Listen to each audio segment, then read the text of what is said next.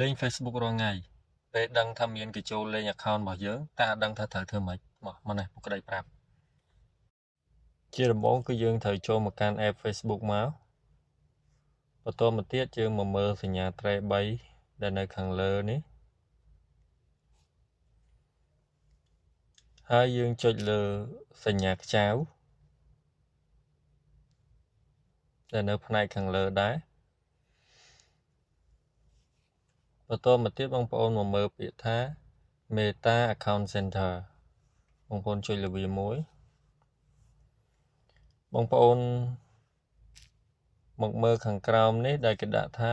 Password and Security បងប្អូនចុចលើវាមួយទៀតមកហើយ scroll វាចុះមកក្រោមមកមើលពាក្យថា Where you are logged in ចុចលើវាមួយនោះបងប្អូននឹងឃើញ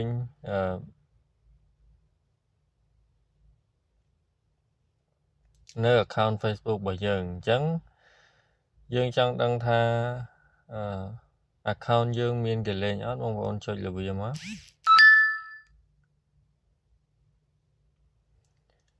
ពេលនោះបងប្អូននឹងឃើញមាន device ផ្សេងដែលគេចូលលួចលេងអញ្ចឹងបើសិនបើយើងចង់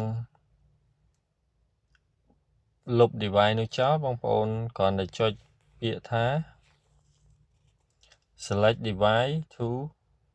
lock now បាទអញ្ចឹងយើង select មកមួយណាដែលមិនមែនជា device ដែលយើងកំពុងតែលេង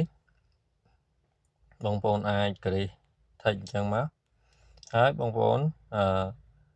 ចុចពាក្យថា log out មកតែប៉ុណ្ណឹងជាការស្រេច